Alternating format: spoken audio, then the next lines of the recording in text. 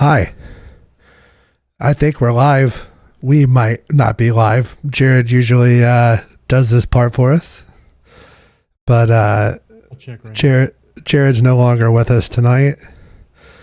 I hope you feel better, Jared. We got you covered.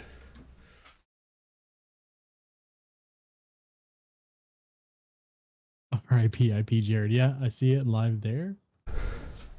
I have no idea what the sound is going to be like.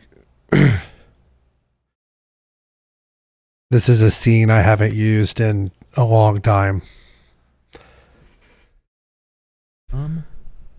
Well, it's you and me. Just the two of us. We can make it if we Me try. and someone else. Just the two of us. I'm gonna have to do something where I leave next week. You and I. Don't know what it's gonna be, but figure it out. This is going to be a weird episode. With no Jared here to keep it on the rails. And it's Crucible related. Yep, our primary Crucible guy.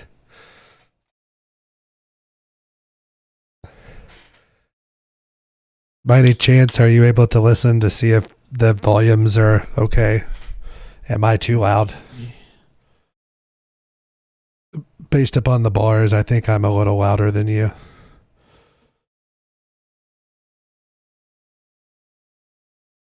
Talk for me, Chado. Yeah, I'm gonna have to talk again, huh? Because it paused. It was just enough in the late that I couldn't hear it. Based upon the green bars and the yellow bars and all that, it looks like it's close, and I will tinker as we go. Yeah, no, yeah. I'm definitely a little quieter than you. Okay. I turned me down and you up, so. All right, so we'll hear it in 10 seconds here. Yeah.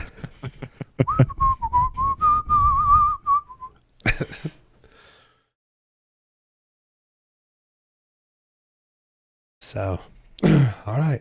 Anything going on in your life this week, Chad? All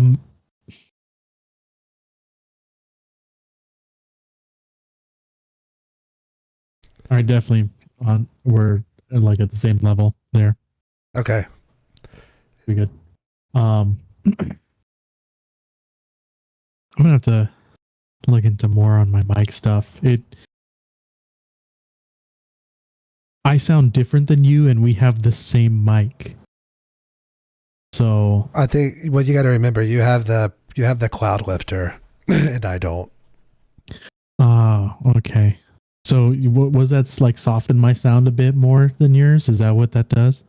I think that it like requires less gain because you have that to like boost it. Okay. So my like interface is working harder than yours.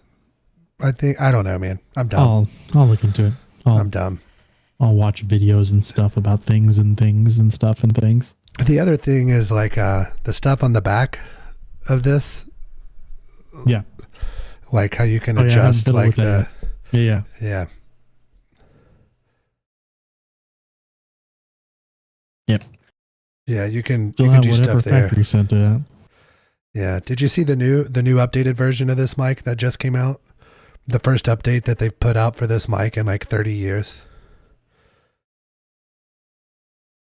It's like the SM7 DB. Yeah. I guess it has like basically the cloud lifter built into it, I think. Oh, I see there with built-in preamp. Yeah.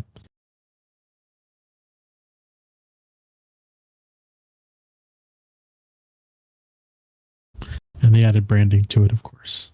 Yeah. But I like it though. It's slick. Yeah, this is the same one that Michael Jackson used. So the preamp used. has the buttons on the back. Yeah. Preamp bypass. There it is right there. Squeaky, ever heard of Thriller? Squeaky. Same microphone. So no big deal. Oh, not a big deal at all. Not even a little bit. remember whenever I bought this mic, we went to Guitar Center. Was like the closest place around that had it.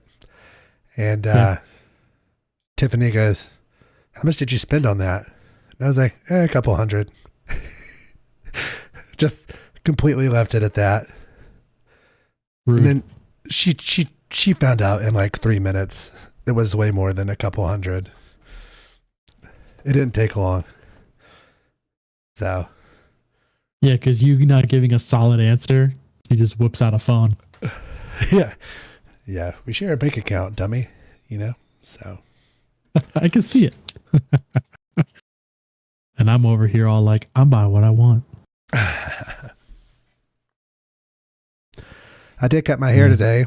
Cut the mullet off. People giving you too much junk about it. No, my wife said she liked it better short, and I was like, well, she has to look at me. So what do you do? That's fair. I don't look at myself very often if I have a choice. Me neither. Only look at myself in the mornings, and when I wash my hands. Like I hyper focus on my beard and my teeth because I do my shaving and my brushing and stuff in the mornings, and I don't look anywhere else. Yeah. So. All right. I see squiggles, so I think that we're. Yep, I got squiggles on me and you. Okay, let me get this. So we're already. I don't really know. At 7:30 on this is when I'm going to start the. Well, not 7:30. So, you know how Jared always does those nice chapters on the YouTube videos? Yeah. Will you just write 8 minutes somewhere? That way I know that's where it starts. Okay. Yeah. I'll put it. All right. Clicking the button.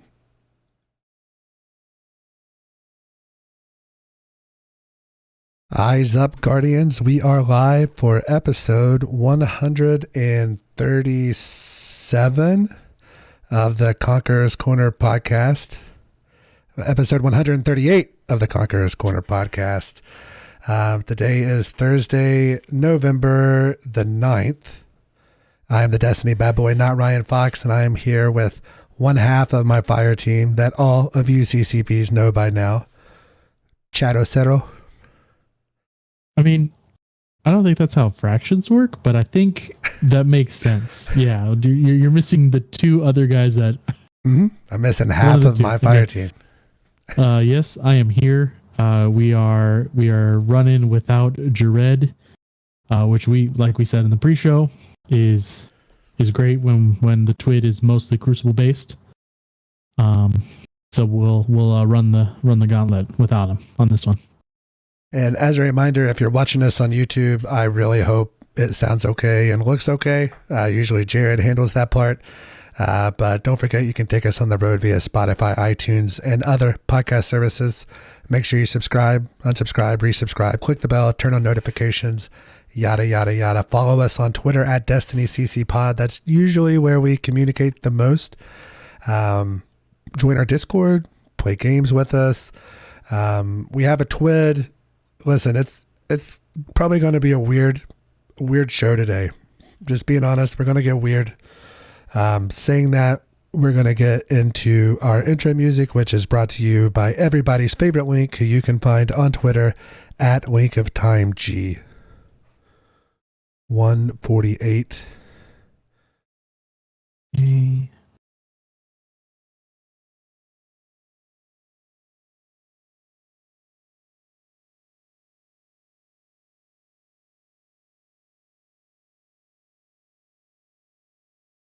Wigs still there.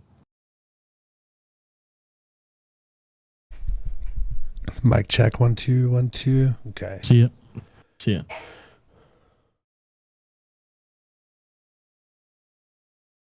Wow, Link. Awesome job. Thank you. Chado, you want to recap the TWID for us this week? Oh, it's going to be a long recap here. We got a lot of good information for Crucible folks. But starting off, they said that they announced Season of the Wish come in 11/28. So that's that's two resets, the third reset away from this week. So that's coming up in a couple weeks, the very, very last couple days of November here. And it got unlocked by finishing the Imbaru engine. So if you haven't done that, finish off the Imbaru engine. The answers are already on the internet, so you don't have to do any of the puzzles. The last puzzle is a nightmare. I spent 20 minutes in there looking around trying to figure out for any clues, and I'm like, you know what? I'm old. I want to go to bed. So I looked up a video and did the answers that way, and watched the cutscene and listened to the radio, and I was like, oh, this is neat. This is cool. This is going to a place that I was hoping to go, so it's good to go there. But that's on their website. It's on their Instagram. I didn't even know about it. I got home on Tuesday, and I'm like, hey, did you guys see this? And Jared's like, dude, that happened this morning. And I'm like, man, I haven't done any video game stuff until I got home. So leave me out of it. It's pretty cool. You excited about that one, Ryan? Yeah, absolutely. I'll be honest with you. I saw it a little on Twitch that day, but had COVID, still testing positive. Feel much better. My voice is close to back, so kind of napping and catching up on housework and all that other stuff. So I didn't watch the whole people trying to figure it out, but saw it some, and then obviously saw the cutscene and the announcement and all that. It was pretty cool.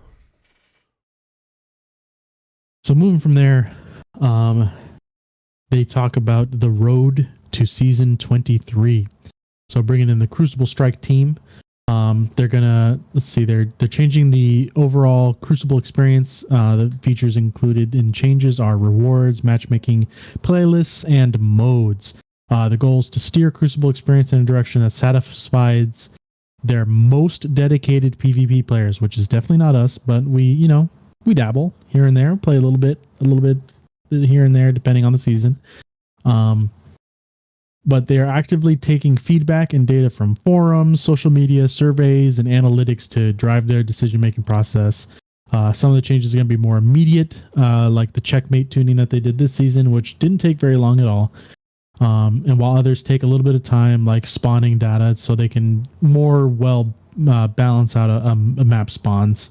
That takes a lot more data than just specific changes like checkmate. They're going to they tell you to look at the October 12th TWID about some of the mid-season changes. And then to recap that, checkmate, they reduced heavy ammo spawn frequency and increased the score on checkmate control. Matchmaking, they compressed the skill band, which effectively loosened the parameters of skill-based matchmaking for the control playlist. And spawning, they made some targeted adjustments to spawn points on Ultra Flame and Cauldron.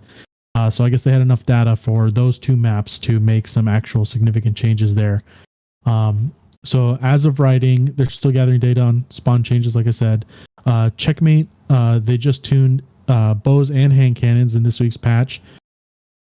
And they wanted to reduce the damage that bows deal overall and reduce the damage hand cannons deal on body shots, while keeping optimal time to kill as it is now. It'll make them far less forgiving when missing headshots than they currently are on checkmate, giving them a more appropriate risk-reward balance. Should give other weapons more room to compete, so people aren't just using hand cannons the whole time. And for matchmaking, while the skill compression is functioning like they wanted it to, this is affecting a greater number of lower skill players than intended. In general, expect some back and forth adjustments as they fine tune that and get that all figured out. Now they moved on to playlists. So they're reintroducing a 3v3 quick play node, which is going to be fun for us, which means we don't have to just have a random fourth or, the rest of the whole team, like if we're running Gambit and Crucible. So it can be just us the Conqueror's Corner, and if there's anything fun, we might even be able to stream it since we won't be running any blueberries on our team that we don't know. Introducing a new 6v6 quick play node that consists of Party and Relentless. And then rotating control modes in a 6v6 unranked playlist and revising which modes rotate throughout each node. The updated nodes will prioritize different matchmaking elements, integrate varied gameplay rotations, and some will host PvP events like Iron Banner or Trials of Osiris. And so they give more notes on the nodes. So for 3v3 quick play, it's going to prioritize connections and latency. Rotate through weekly modes. Will start in Season 23 with Elimination and Showdown. Trials take over this node when active. So when Trials is active, there's no 3v3 quick play. 3v3 ranked prioritizes rank for matchmaking. Oh, 3v3 ranked. Okay, we might actually play that. So we might actually have some more notes on competitive by the end of next season. So if rank and skill is widely different, it kind of blends the two. As an example, an adept skill player who is at platinum rank will be playing with platinum rank players. However, if an adept skill is playing down at silver rank, they may be placed in gold or low plat rank games. Affects competitive division rank and random playlist, including survival, higher weight, and countdown rush, lower weight. So higher chance of survival over rush. 6v6 unranked prioritizes connection, latency, and skill for loose skill-based matchmaking. Rotates through different variations of control, including control, checkmate, and sparrow control, and momentum control. Iron Banner takes over this node when active. 6v6 quick play prioritizes connection and latency. Rotates through weekly modes, consolidates party and relentless modes. Free for all. Prioritizes connection and latency, just free for all. Crucible Labs and Private Lobby. So those are going to be all the nodes. They have a nice little picture there showing you what the new director is going to look like for that.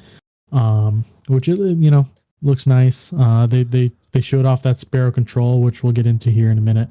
But for 3v3, regarding 3v3 ranked or competitive, they wanted to simplify it by reducing the number of game modes in the playlist, cycling between one deathmatch mode and one objective mode. As such, Countdown Rush is leaving labs and entering the competitive as an objective mode, and survival will be the deathmatch mode for Season 23. While the 3v3 quick play will rotate through elimination and showdown for Season 23. Rift is sitting on the bench for now, but may very well return for the starting lineup. 6v6, as mentioned above, 6v6 unranked will rotate through variations of control. And by rotating modified control, they're segueing into a future where they mix and match modes and modifiers, enabling players to do the same. It's a long-term goal, and they'll talk more about it later. The new 6v6 quick play node is a consolidation of Party and Relentless. The simplifies the number of 6v6 nodes available and maintains parity with 3v3. And now Sparrow control. One of the rotating control modes is Sparrow Control. It's control, but with sparrows. The bug became a feature. So they actually, people were popping up on sparrows on that new Vex map and zooming around, and that was not intended. But people enjoyed it enough that they decided to add it into the game. I remember in D1 there were a couple of maps where it was just a thing because the maps were so huge. So you were allowed to do that. But adding wasn't there a game type as well that you could do? I think there was. Yeah, but the game type might have just been like big map mode. You know what I mean? Think, was there not a vehicle mode in D1 where like they spawn tanks and stuff in? Like it was like in the like vanilla D1. Like it didn't last super long. I can remember the map. It was kind of like three buildings that were like connected in the middle, and then like cavern, like open. We're talking about the one on the moon? Or, I believe it was on the moon, actually. Yeah. Yeah. I can picture the map. All right. Yeah, I could see it in my mind's eye. So for Checkmate, they plan to make Checkmate Control the primary control mode for the first few weeks of Season 23. To be transparent, Checkmate has revealed and highlighted a community desire for a refined sandbox in the Crucible. They eventually want to take some of those lessons learned and apply them to the base Crucible experience, not just as a labs mode. We're not ready to slap checkmate on everything just yet, but we're ready to expose the modifier to a larger audience and gather more feedback and data. Some changes to the features related to checkmate. The ability cooldown penalty was decreased from 50 to 30%. This is based on some tuning changes coming with Season 23. As always, we'll be monitoring and checking how it plays and adjust. Crucible Labs will include Checkmate 3v3 Clash and Checkmate 3v3 Countdown Rush. Trials Labs will include Checkmate Dominion. We'll be making additional mid-season tuning adjustments based on feedback. So it's good that they're looking at Checkmate being more of a good testing baseline for the way Crucible should play. Because people like it. People like the way it runs and like the way it flows. So it's cool that they're trying it out on other things, and they're not going to make it like the basis for Crucible, but they're making it more prevalent among Crucible. So I'm sure a lot of people are glad to hear that. Do you think they're doing this because they're going to? All right, so allegedly the new season got pushed to June, or the new expansion. They're going to have a little extra time to kill, maybe. We know we're getting this Crucible map pack at some point. Do you think they're going to launch this with the Crucible map pack as like the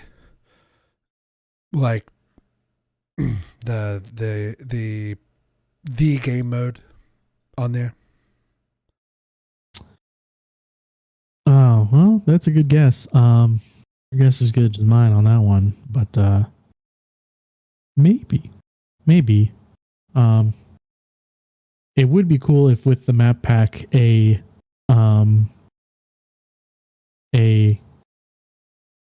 skulls mode came in. Oddball. Hold the ball to earn Grab points. The ball. Only if you can throw it. Because we have lots of like things we can hold in this game already. So you could easily just make an orb you hold in the game and you just like walk away while your teammates cover you and just gain points. I mean, jump melee to get around the map faster. Yeah. But they do know how to turn that off too. So we know that they can make you encumbered enough that you're like just walking along like a tank, just trying to get down. Just having Titans putting up barriers so you can get an overshield on you real quick. But I mean, I think checkmate would be very much a good basis for the map pack for sure. And why don't they have like a VIP to where you have to, whoever the VIP is, their ghost can be killed, but like you have like 2 seconds or 3 seconds after you kill the VIP to go crush their ghost, or they respawn, and just play it to like 5 or 7 rounds or something. Like it's going to be a fast thing. But that, so like that would Elim, but kinda. You smush ghosts. But only the VIP, the randomly selected VIP, has a crushable ghost. The other people can respawn like normal. Okay. I think that would be fun, but they wouldn't be, lore wise, you wouldn't be able to do a crushing on a ghost that isn't a hive one. But you could like grab it and then pat, and then the ghost's like, oh, it's tagged, so it like leaves the field, which would be funny. Yeah, I was just trying grab to it and like waggle a finger. Just any sort of like, I really like capture the flag. It's my favorite. One flag, 2 flag, anything like that. Well, so, they could repurpose the Banner of War animation for a flag. Yeah. Like, because we know it just sticks out of the back and it's just a flag. Like, if you just add that to any of the players that pick up the flag and it's just the actual flag, like, you can still shoot and stuff instead of like you're holding the flag, but it's just like you pick it up, maybe you move a little slower. And so you know, like maybe it locks class abilities and then you move slower while you have the flag on your back. but your homie can run up to you and take it from you, and then I mean that could work. That could they wouldn't have to make a whole new animation. They just repurpose the strand flag and just make it a solid flag instead. Be pretty rad. Possible. Yeah, it'd be pretty sweet. Rad. But I now, how do you feel about like the bronze, silver, gold, platinum, diamond, onyx? How do you feel about that with like 3 to 5 subsystems in each one? Well, it doesn't go to onyx. That was a Halo Days one, onyx. Right. I think adept is what it's called here. Again, we are not competitive Destiny players, so we do not really, not that we don't pay attention to it. It's just it's not in our brains enough to remember these things. Like when GM champs are spawning in and all those waves, we do that enough that we remember it. But I like you're talking about how there's like subgrades of each one. Like in order to go from one rank, you have to like rank 3 times up and then you move in. Do you prefer that style or do you prefer like a number? I mean, I can say that it feels more like the Halo days. I played more competitively in the Reach days than in 2 or 3. Mainly because I got better during the Reach days, so I spent more time playing competitive. Like in Halo 2 and 3, I was good, but I wasn't good enough to be like actually playing. And they have it's similar system, I think, because it was Bungie. But like you'd have like major, and then your class like 1, 2, 3, and then you ranked up to the next one. Because I remember, I think it was like general, and then once you get past general, then you start getting into like the weird ones, like brigadier and those type of things. Yeah, and then once you're above all those things, then you get to like arbiter and like the crazy ones that don't have numbers. Was 5-star general? Was that the top one? I think 5-star general was the top one before you moved into the final Heretic ones or whatever. Yeah. Yeah. But I'm so used to that system from Reach, I think that I'm okay with the way it is in this one because it's very similar. But without the military ranking system, obviously, it's more of a. Yeah. They're using the Destiny terms that they've had for a long time in here. I like numbers. Numbers are easy for my dumb brain, I guess. Oh, yeah. Well, that makes sense. Numbers are a lot easier to remember than it's like I already remember numbers. You give me any names I got to remember. I don't like it. All right. So they started talking about matchmaking and skill, which is a part that I'm sure Jared has lots of thoughts about. So they said here, in addition to skill compression, we are making more adjustments to how our matchmaking and skill systems work on the back end. In previous posts, we mentioned a fix for lobby balancing, and at last the time has come. In Season 23, the lobby balancer should operate more like a snake draft, where Team A gets the first pick and Team B gets the next 2 picks, and Team A gets 2 more picks, and so on until there are no more players left. Fire teams can sometimes throw off the balance of the lobby, and while the system attempts to resolve that as best as possible, there are edge cases where the balance will not be perfect. We'll be keeping up an eye on going forward, and we'll improve it where we can. Regarding skills, starting on Season 23, we will be able to tune our confidence rating per playlist. Confidence in Glico-based systems is a way to measure how sure the system is in the player's demonstrated skill. The more matches a player plays, the more confident the system will be in determining the player's rating. Sometimes the system is so confident it won't budge, or it takes a lot for it to budge. It just knows how good you are relative to your peers, based on how you played. But that's not always true, is it? Sometimes players have off days. Sometimes they want to play off meta. Sometimes they want to play an alternate class that isn't their go-to. As such, our plan is to tune this confidence rating so that skill rating has more variance from match to match. As of now, we are only targeting for control playlist.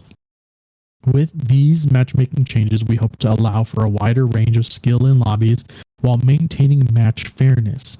We also hope players will feel more comfortable playing how they want to play, be it casually, off meta, or intensely competitive, without feeling like they're stuck in a particular skill bracket. I mean, that's definitely good news, because if I'm not playing with you guys, I'm very much playing off meta. And off meta is mostly because I only play fusion rifles, and I just mess around with primaries all the time. I'm like, ooh, I wonder what this hand cannon feels like. I wonder what this auto rifle feels like. Not because it's good, or like Jared's like, oh, that's a god roll, you should use that. And I'm like, I don't wanna. And I throw it in the vault, and I grab something else that's garbage, according to everybody else, just to see if it actually is garbage. So I just cycle through the garbage guns until I fully am like, yeah, that's garbage. But 10 matches later, I'm like, this gun's so much fun for no reason. Not because I'm winning, just because I'm playing with it. But I'm definitely on that more casual end. I don't get sweaty with the homies until we're in trials. So I'm usually on that end where I'm playing on my more casual side for sure. Yeah, there's nothing wrong with that. I mean, whenever I'm playing, very rarely, like, I have to get mad before I get to the point of like even pulling a weapon over from dim, which is literally as easy as moving my mouse from one monitor to the other. Like, it is not a hard process to get a different weapon, but I'll just play with whatever I have. Usually a hand cannon, shotgun, maybe a sniper, and probably a machine gun. That's typically kind of what my loadout's going to look like in Crucible, unless it's like a season to where like Vex Mythoclast or something like that's popping off, and then maybe do that. Now moving on to map spawning. In the October 12 TWID, we touched on previous changes, spawning changes that were reverted. Back in 21, we experimented with certain spawn changes for Clash and Control. While the changes did achieve more variance and unpredictability in the spawn points, it did not prevent players from spawning out of sight of other players or dangerous projectiles, such as supers. Since then, we've begun experimenting with new features for our spawning system. These will hopefully give us that variance and unpredictability while also avoiding spawn trapping and peaking issues. These features are still in development, but we'll definitely revisit this topic soon. In the meantime, let's talk about the changes that were meant for the release in the immediate future. So they lined up several maps: Midtown, Meltdown, and Endless Vale. These changes will be more subtle along the lines of previously mentioned Ultra Flame and Cauldron changes. While these changes alone are intended to completely solve spawn trapping issues, they are intended to work in conjunction with a set of changes planned down the line. So they want to improve overall experience of spawning. I know that I have a weird track record with being killed by the same super multiple times. And I don't mean in a match. I mean literally a guy pops a super and kills me twice with it somehow. The game tends to spawn me in the direction of where he's headed, and I'm always annoyed by it. So hopefully it'll not do that to me as much. That's all I care about. I don't want it to happen again. I don't like it. I'll be killed by a landfall warlock and then spawn in and he's zapping me with his tickle fingers, and I'm like, dude, it's the same guy. Yeah, I feel bad. I feel bad for you guys because I know that your guys' quick play is a lot different than mine. Like, this game thinks I suck. So if I play by myself in quick play, I'm usually like 4 or 5 KDA or whatever on there. So I just go in and I feel like a god. So it's been kind of nice whenever that happens. I don't know how that's possible, man. That's like not my experience, which is why I think that's why over the years I've switched to a more casual play style. I can't play like I did in Reach because I'm just getting mammered. Just getting in old, this game. I know. Reaction time ain't the same, man. It's 29. It's gone down. You're what, 29? Oh man, I'm. That's so nice of you. Thank you, Ryan. I got you, dog. Now they moved on to competitive talk, and like I said, neither one of us knows a single thing about anything. We're going to know about, listen, you and I, we're going to know about 3v3 competitive. Whenever that comes out, we're going to have, like I said, we will have thoughts. Season, like a killer long season. Like there's going to be some slow times. We gonna hit plat? You mean Jared? We hitting plat? But is platinum's not the highest, is it? No, ascendant I think is the highest one. So is that like 4 out of 5? Yeah. I think that's a pretty good goal. All right. So, let's see here. We'll start a series. It'll be like get plat or die trying. And I'm gonna die a lot trying. It'll be Jared just getting like furious at us. Play sessions only last like an hour. He's like, all right, we gotta switch to PvE. We're switching. I'm done. Oh man, I'm glad he's not here. Oh, okay. So survival, the couple of changes I'm just gonna talk about. So people that do play competitive that probably aren't listening to us because we're more PvE oriented. But for survival, they increased the respawn count from 4 to 6. Countdown rush points have to win have decreased from 6 to 5, and decreased the round time from 120 to 90 seconds. So if the game goes 4 to 4, the final round will have an elimination rule set enabled. It'll show up as a sudden death round. Trials of Osiris rewards. 3 wins will give you Trials armor. 4 wins, 5 enhancement cores. 5 wins, the weapon. 6 wins, 3 enhancement prisms. And then 7, obviously, if it's flawless, gets you where you need to go. I don't know how different that is from current. I feel like, isn't it 5 wins was what you needed for the armor? I think so. And then I think you got a weapon like once you got to 7, like, and once you completed the card regardless. Yeah. All right. So they have the ranking here. So it goes untested, copper, bronze, silver, gold, plat, adept, ascendant. We can get platinum. So it's 5 out of 7. We can get to platinum. And we started 0. So going up 5 out of 7. Hey, I think we could do that. So now moving on from competitive, the sweaty topic. They are bringing out the ritual weapon preview. It is going to be a void caster frame sword. And it can roll up. It has the void perk combo, repulsor brace, and destabilizing rounds.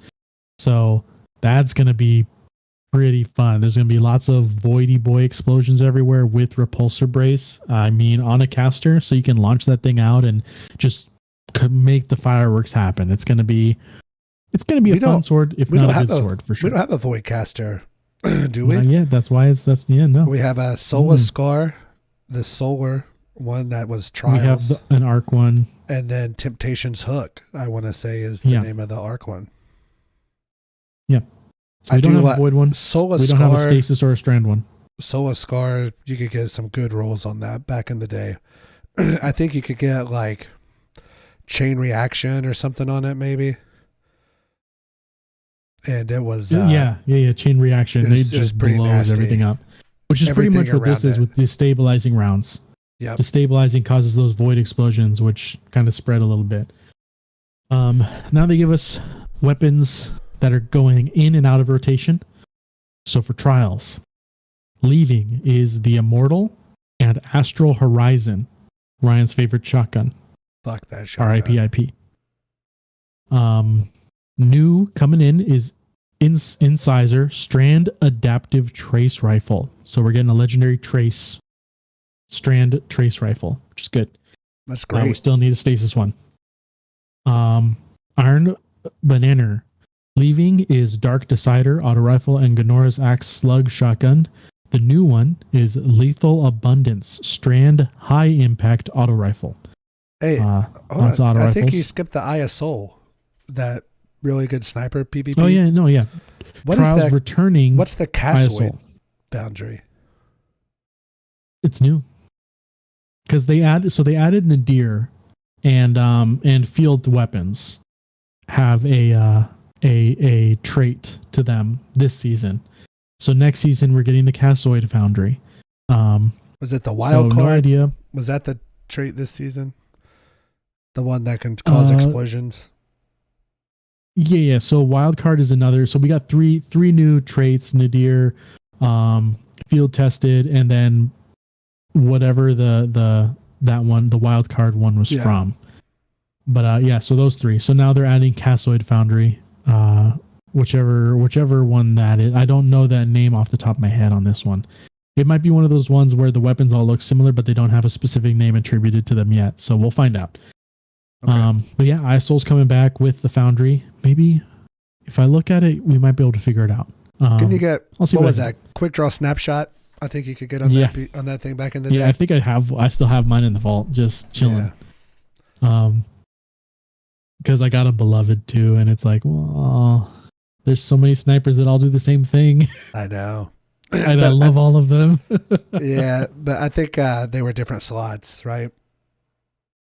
I think so. Yeah. So you could run double snipes or different snipes if you wanted to run different primaries, different flavored primary or not at the time. Okay. So Iron Banana, high impact strand auto rifle. I think we have adaptive auto rifles. I have a bunch of those strand ones. I'd have to look.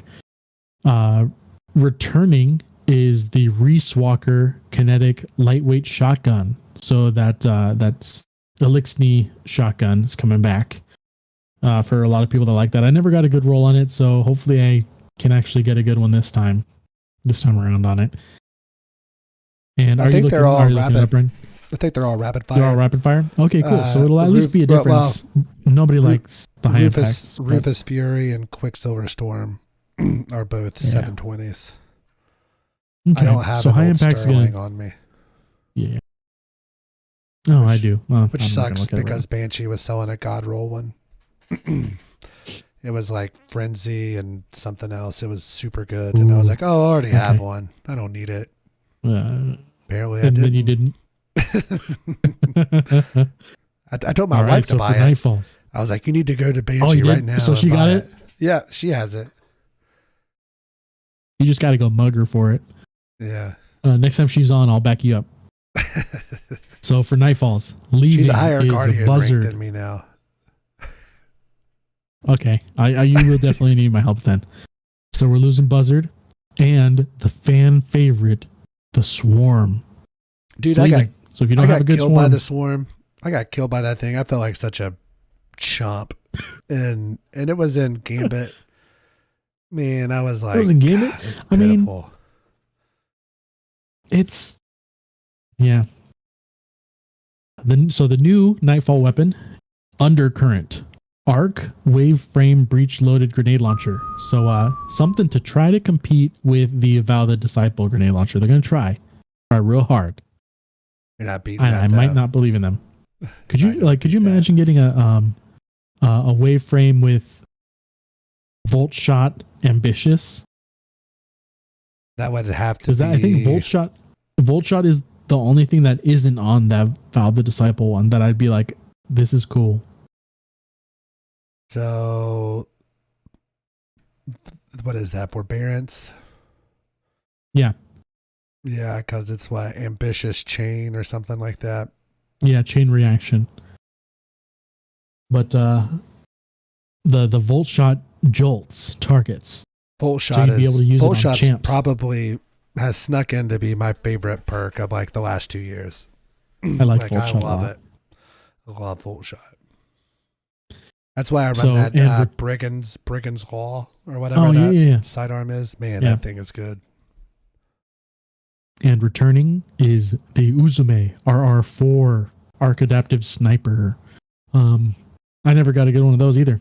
And that's so closely related to the sniper that I like from Amalan.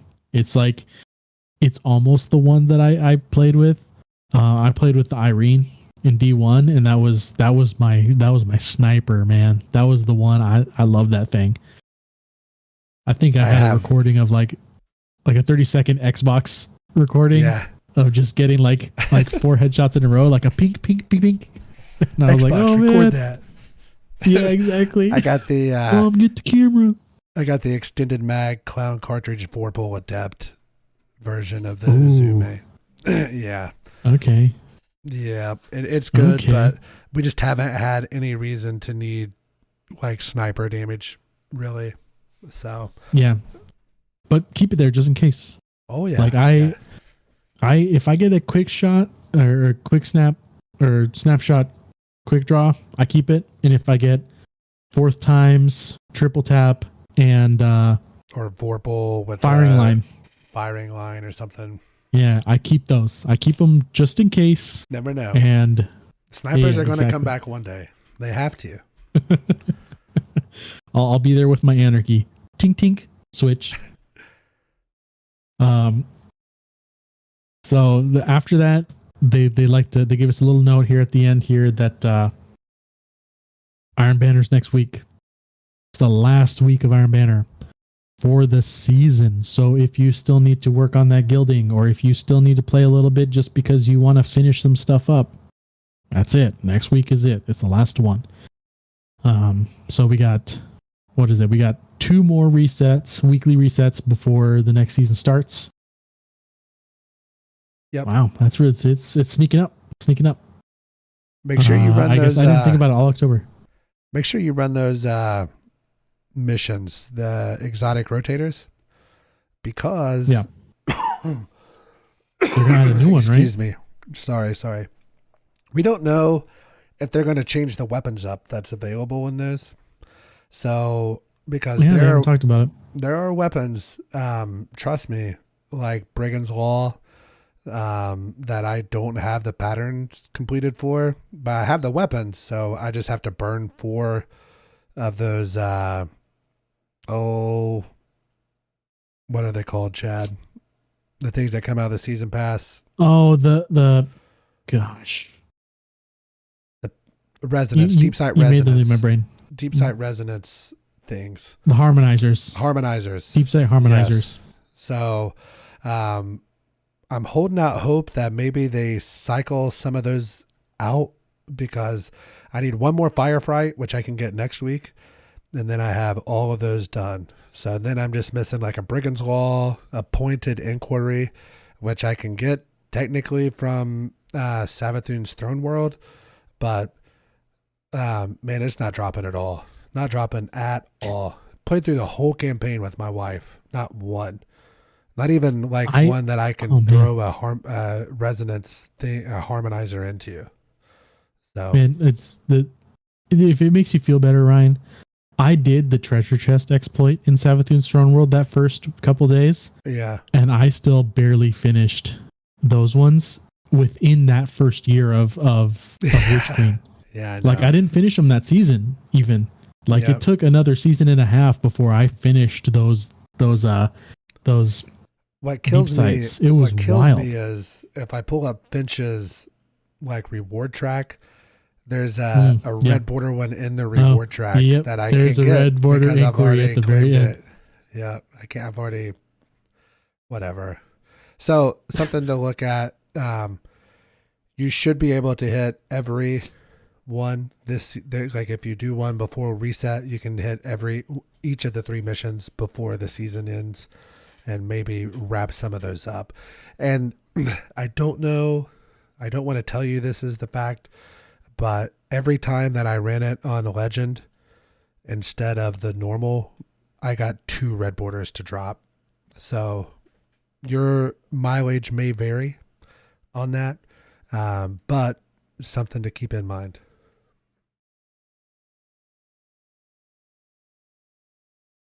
Oof. All right, Ryan. That was a good twid there, actually. We made it through. Nice solid talk. Yeah. So where you want to move on from here? So normally here we would do our likes and dislikes. My like has been my wife got a new computer. got her a desktop. She moved on from the laptop life. So we have this Alienware laptop that has like an i7, I want to say like a 9700 and a 2060 in it. And it's kind of a 3060 or 2060? 2060. Okay. So it's kind of like, I mean, yeah, that's that was my first computer. Yeah. So it's kind of like, what do we do? Do we keep it? Like, if we keep it, we're not really going to use it. Like, so we're kind of dealing with that. She got a AMD system, a pre-built, actually got a pretty killer deal on it. So she's an AMD girl now. So she went over to Chad's side. So, but it's really nice. So because of that, she's been streaming a little bit, playing some Destiny. It says she had bought the Witch Queen when the Witch Queen came out, played like maybe a fourth of the campaign, and then left it. And then we bought Lightfall whenever she started playing again. So we had like 2 campaigns to go through. Pretty fun. Had a pretty good time. Took like 3 or 4 sittings maybe to finish them both off. Like it's not too crazy now. So I think the only thing she's missing at this point is like the dungeon keys and like the 30th anniversary pack, but like all the major stuff she has. So, trying to get her power level up a little, and then it'll be back. She was pretty excited in the Witch Queen where you fight the Ahamkara. She's like, "Hey, didn't we fight this thing in the Last Wish raid?" And I was like, "I'm so proud of you that you knew that." So that's my is being able to play through that with her. It's been a heck of a fun time. That's good. That was essentially the same as Jared's like last week, so it's gonna be my dislike again this week that I don't have a wife to play things with. But my like for the week is Ahamkara coming back, and a live one. Once you get into that room with the egg, just kind of hang out next to it. Turn up the volume a little bit, and you can actually like hear faint heartbeats, and you can see the thing inside moving around, kind of like a shark egg or a lizard egg. You can kind of see the thing growing inside of it, moving around. So it's definitely a living egg, not like a petrified egg or anything like that. It's like it's an Ahamkara. It's a living, growing Ahamkara. So going to be going back to the Dreaming City. The picture looks like the room where you dunk the heart, the treasure room. It looks like it from like if you're standing at the where you dunk the heart, looking out across the room. It looks like that. It looks like that area. Could be wrong. There could be a lot of areas in the Dreaming City with a bunch of statues and stairs. What do I know? I haven't explored the entire Dreaming City. But definitely excited to get back in there. Really cool to see, because you can go back into previous cutscenes and you can look at Savathun's wings and see like the dots and be like, dang nabbit, those Last Wish dots have been there the whole time. That's and sick, nobody did a thing. It's wild, but it's like, that's so cool. It's like, oh no, they're just dots. It's like, but our Guardian's like, I'm big brain. Yeah. Look at this. And we're all like, so Marasov has an egg as well, right? Are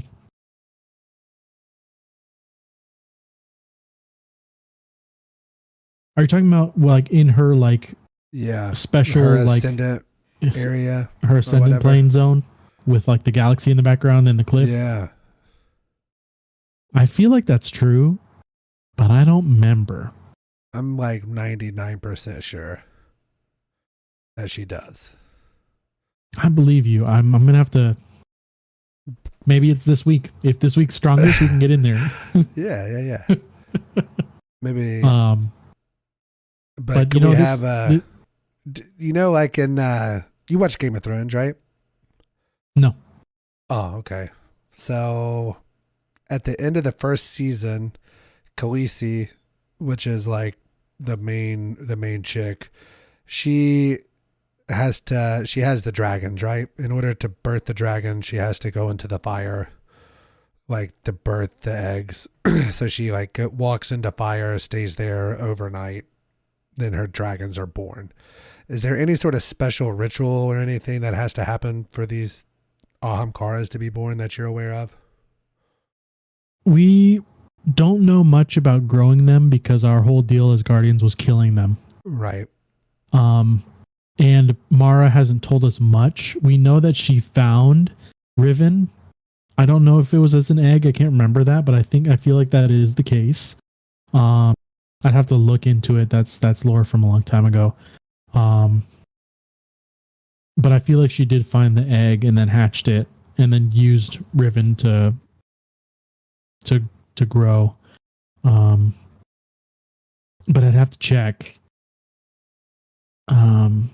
So she might, like, we're going back to Dreaming City, so Mara's going to be involved, and Savathun might be involved, which would be a fun dynamic to listen to, because the last time we were dealing with Mara and Savathun, it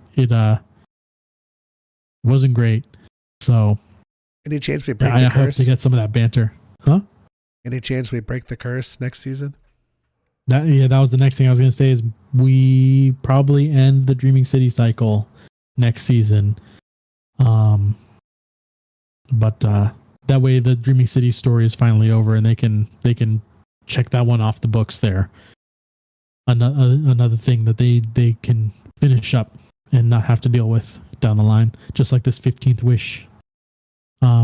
If that is the wish, which it is. But yeah, no, it's definitely exciting to get back in there. Exciting to finish off that wish and hopefully finish off the Dreaming City for good and stop all those Techians from getting hurt over and over again every third week.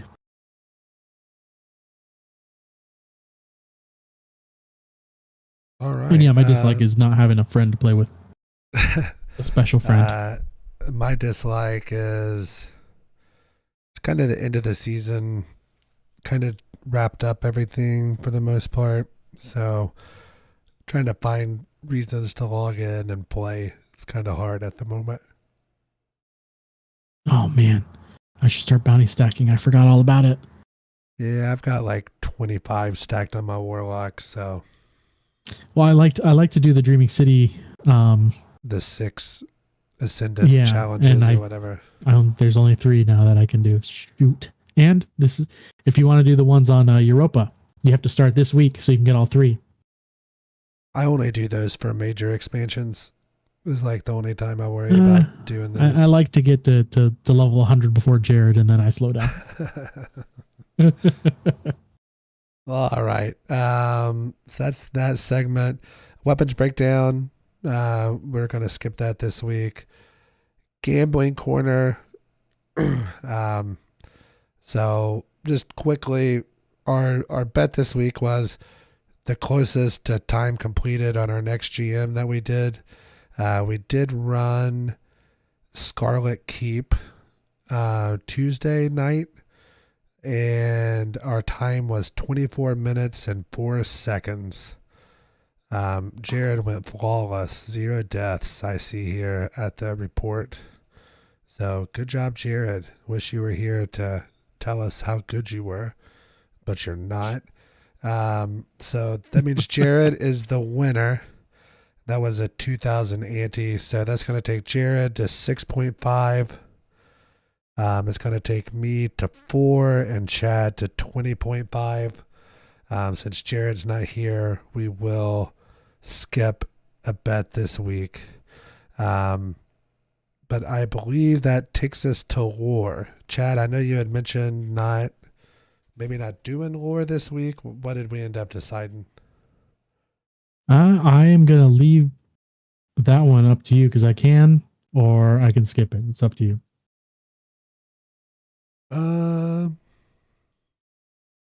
I say we skip it. Let's skip it this week. Then we'll have, because we got that Thanksgiving week coming up, so we don't know if we're going to have a TWID. So we might need you a little heavy that week to come through. That works.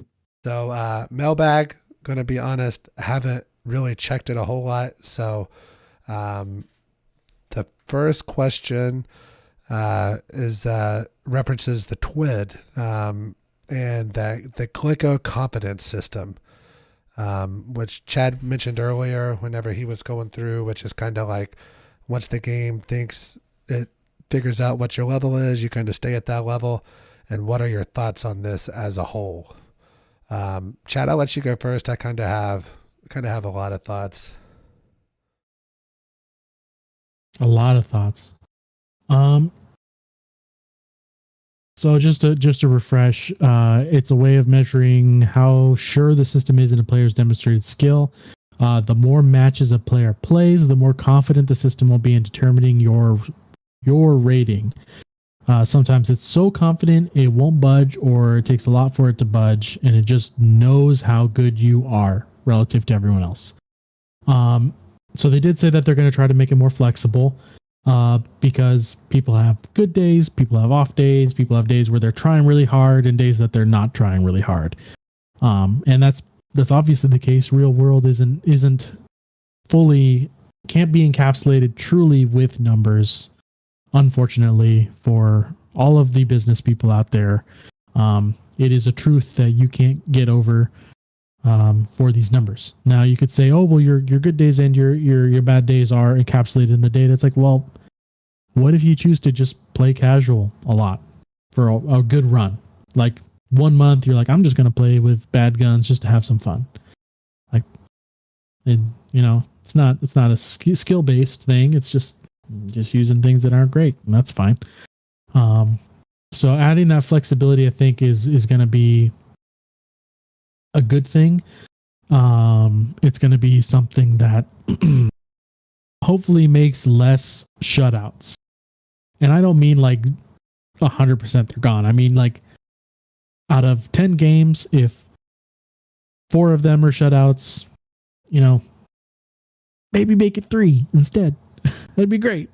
I'd enjoy that. Let's shoot for like 0 or 1. I am not that confident. I'm not as confident as this system is, apparently, on that.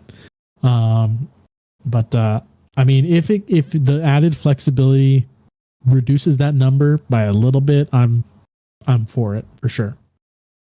I remember playing like Halo 3. Halo 2 was real bad for it. You'd be in these games and you could win 5 or 6 games and not go up a rank, and then lose 1 after winning that many and go down. That led to a lot of people. Basically, your best bet to get to a high rank was to do it initially before the system figured out, before it had enough data to lock you into whatever system or whatever level it thought you should be. So a lot of people would create new accounts and go through. So you'd be playing like Smurf like players and stuff like that, or people doing D ranks to get their main down. So you got a guy on your team jumping off the map every time they spawn. It's very frustrating. So not a huge fan of that system at all, whatsoever. It would be different if like the game costs money and you couldn't just make a new account. Like if the game was attached to like a one gamer tag or one Steam ID or whatever, to where every time you had to pop $60 in or $40 in or whatever to do it, I would understand it a little more. Or if you could completely reset your rank, I know there's downsides to that as well, but man, it really sucked loading in and your teammate just jumping off the map. The whole match was not real fun at all.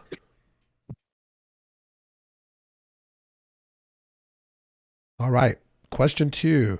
Does Modern Warfare 3 and other big games in the past launching so bad make you more thankful for Destiny and its stability? Yeah, so Modern Warfare 3 had like a 4-hour campaign, I guess. Which was like the perk to, like, if you bought it if you pre-ordered and bought it, you got like 1 week early access to the campaign, and people literally beat it in like 4 hours. So, yeah, pretty. Oof. They're pretty upset over there. Of course, this is right after Microsoft acquired Activision Blizzard, so everybody's blaming Microsoft like it's their fault that this game launched like this. So, I mean, Destiny always has, at the very least, some level of quality, I would say. Like, you can pretty well depend maybe it's not gonna be great, it's gonna be good. So I'm fine with that. I didn't know anything about the Modern Warfare 3, mostly because I don't pay attention to Call of Duty if it's not Zombos. And I only really like the Black Ops Zombos anyway. I don't remember the last time I played a Modern Warfare. So I did see commercials for it. I didn't even know it had already gone out. I don't think it's all the way out. I think it's like that pre-order and get early access now. Gotcha. Okay. Still, that's a big oof to just a tiny campaign. And like, is the gameplay at least good, or are people complaining about everything? Call of Duty people are pretty hard to please, or the internet vocal. I think there's a lot of people. Once it gets riled up, everything's bad. So. There's a lot of people that only play Call of Duty every year, right? That came out in the big lawsuit stuff. It was something like 22% of people only play Call of Duty players are only Call of Duty players. Yeah, it's like they don't even have another game like go into their PlayStation or Xbox or whatever. I can't even imagine that. Yeah, I used to have a buddy that only played Madden until the next Madden came out, even when football season was out of season. But they're all the same game. Dude, he would go from Madden, he would play Madden 05 until Madden 06 came out, and then he played Madden 06 until Madden 07 came out. Like, that's so wild. Yep. Like, yeah, we play Destiny, and we have been for 10 years now almost. But we dabble in other games. We play other stuff. Like, I'll put 100, 200 hours into each Pokemon that comes out. Right. Easy. Mario games. The Mario RPG is coming out on the 17th. I know. I'm very excited. I'm going to play the heck out of that. I'm going to play the heck out of it. Because I didn't really play it a lot as a little one. So I'm like, this is going to be a new game to me. It's going to be a whole new game. So okay. I'm excited. I played it on Super. Like, not when it was new. Yeah. Like, yeah. I was like, you mean the people that made Final Fantasy made a Mario RPG on? So I was like, I gotta play that. Gotta play that. Yeah, it's good. You'll enjoy that quite a bit. Oh yeah, I'm gonna have a blast. Question 3: turkey or ham for Thanksgiving? Oh man, what I can say is, I love pigs.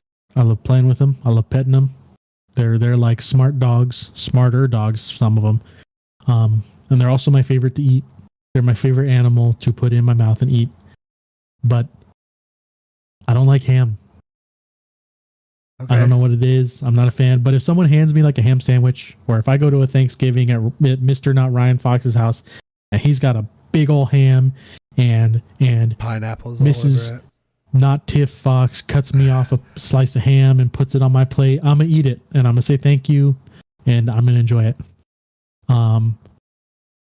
It's my least favorite piece of pork, but that doesn't mean I don't like it. Too. I just am like, nah. I've never had a pig's butthole, but I would imagine that would be worse than chewy. A slice of ham. Yeah. But I turkey. I will on purpose order like turkey club sandwiches all the time. Oh, yeah. I like Turkey's turkey. Good, dude. You give me a chunk of the white meat, whatever nobody else wants. I'll go to town on it. I'm usually like a cold cut trio guy at the Subway or something like that. Oh yeah. My answer is both. Both. If it's hot, slam a big slab of ham and turkey on that plate. Yeah, like You ever put a sandwich and put you a slice of cheese down and get ham and turkey on your sandwich, like Thanksgiving ham and turkey? Oh, or take that ham and fry it, put it in the skillet when you're frying your eggs in the morning. Man, we're yeah, Eggs and oh, yeah. ham. Yeah. Oh yeah. Sounds like a well-established plate. Yeah. Question 4: best Thanksgiving side dish and dessert. Mashed potatoes all day. Most people are probably going to say stuffing, but I'm a mashed potato guy. Can't help Mashed it. potato guy. I was actually, I've been thinking today about what I want to make for Thanksgiving. Because it's me. That's who I make food for. I Me don't know if your roommates were going to be around or not. So no, they because they're obviously they're married. So they go to her family's in town. okay. So they're like maybe 20-minute drive away. So they go to the parents' house. And they invited me once. I'm like, nah, I like my own food for Thanksgiving. I like to cook my own food for myself. So I'm like, do I do a steak for Thanksgiving? And then I'm like, what sides? I'm like, well, I need stuffing because I haven't done stuffing for myself in a couple of years. So I'm like, I need to do some stuffing. But I'm like, what kind of potatoes do I want to bake? And like people are doing like the whole fondant potatoes and like I've seen the Hasselback potatoes and other stuff. And I'm like, I figured you were an au gratin guy. Yeah, that is killer. Yeah. But I'm like, how much work do I want to put in these potatoes? Because the meat and everything else is going to be so easy. The potatoes is going to be the hard part. But yeah, potatoes is the killer side dish. I love stuffing. I'll eat stuffing all day long. But potatoes, I love potatoes. I don't care how you put those potatoes on my plate. My mom makes, this is the most Kentucky thing I've ever said on this podcast. My mom has something that she makes. It's called Taterlicious. And okay. It's like, I know it's potatoes, butter, and bacon. And like, that's like baked with cheese. I don't know what else is in there. I'm sure it's 1 million calories in that casserole dish, but my God, Taterlicious is a very appropriate name for it. If that makes a showing this year, you better send me a picture of it. You want a picture of some Taterlicious? I can do that. Yes, I do. Because I think if I get a picture of it, I might be able to make it myself. Okay. All right. If you send me the ingredients list, I'll make it for myself. And then I'll send you back a picture. So it's time to pick a number. So I feel like one of us is going to hit this week. Okay. I'm going to say 39.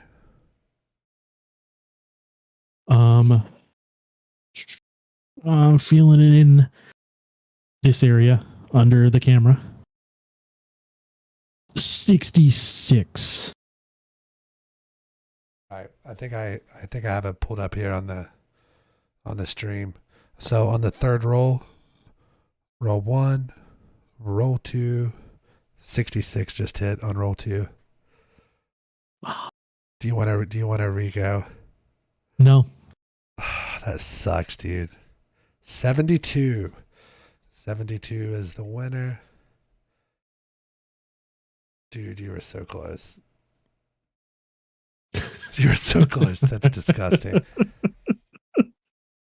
Actually hitting a roll. That's funny. Not the one that mattered, though. Oh, well. Last week was 19. We had any repeats? Still haven't had any repeats. 6, 2, 11, 99, 17, 91, 80, 19, 72. Yep. The closest is 2 single digits and 2 in the 90s, and that's it. Yeah. All right. Well, that brings us to the end of the show. Jared, hopefully you're feeling better.